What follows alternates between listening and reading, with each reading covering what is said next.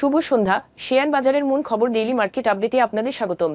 সূচক আজ প্রায় স্থিতিশীল ছিল এবং 7.30 পয়েন্ট বা 0.14% সামান্য বৃদ্ধি পেয়ে 5,204 পয়েন্ট হয় এবং বাজার ফ্ল্যাট নোটে শেষ হয়।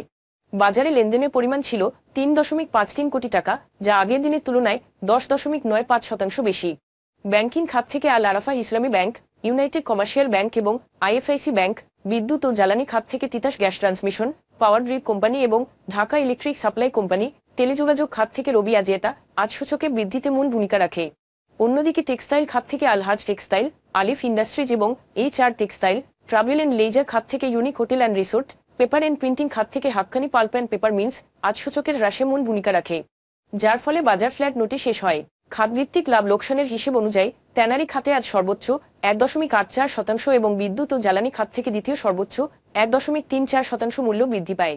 অন্যদিকে টেক্সটাইল খাতে আজ সর্বোচ্চ 0.54% মূল্য হ্রাস পায়। মূল্য বৃদ্ধি পাওয়া শীর্ষ 20-এ আজ বিদ্যুৎ ও জ্বালানি খাতে 4টি, ওষুধ ও রসায়ন এবং টেক্সটাইল উভয় দুটি খাতে 3টি করে কোম্পানি রয়েছে। Dhaka electric supply company, Aramit cement এবং সোনারগাঁও টেক্সটাইল আজ সর্বোচ্চ লাভ করেছে, যেখানে Alhaj textile mills, Hamid fabrics এবং প্রিমিয়ার লিজিং অ্যান্ড ফাইন্যান্স আজ সর্বোচ্চ মূল্য হারায়। হামিদ ফ্যাব্রিক্স কোম্পানিটি জেড ক্যাটাগরিতে অবনমিত হয়েছে এবং স্টক ব্রোকার ও মার্চেন্ট ব্যাংকারদের কোম্পানি সিকিউরিটিজ ক্রয়ের জন্য ঋণ সুবিধা প্রদান না করার নির্দেশ দেওয়া হয়েছে, যার ফলে আজ তাদের শেয়ার মূল্য হ্রাস পেয়েছে। তবে বাকি শেয়ারগুলোর মূল্য পরিবর্তনের জন্য কোনো মূল্য সংবেদনশীল তথ্য জানা যায়নি। গত 3 মাসের গড় লেনদেনের তুলনায় আজ Dhaka electric supply company, Indo Bangla pharmaceuticals এবং এশিয়ান টাইগার সন্ধানী লাইফ গ্রোথের লেনদেনের পরিমাণ উল্লেখযোগ্যভাবে বৃদ্ধি পেয়েছে।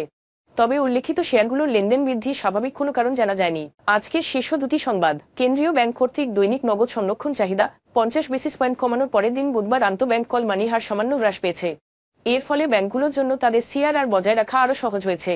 এদিন কল মানির ওজনযুক্ত গড় হার 10.02% নেমে এসেছে, যা আগের দিন ছিল 10.03%। এক সপ্তাহ আগে এই হার ছিল 10.05%। কল মানি হারের এই নিম্নমুখী প্রবণতা আগামী কয়েকদিন ধরে চলতে পারে।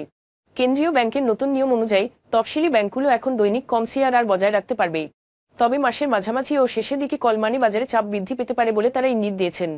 2024 সালে ডিসেম্বর মাস শেষে দেশের ব্যাংক খাতের মোট প্রভিশন বা নিরাপত্তা সঞ্চিতি ঘাটতি 1,06,000 কোটি টাকা ছাড়িয়েছে।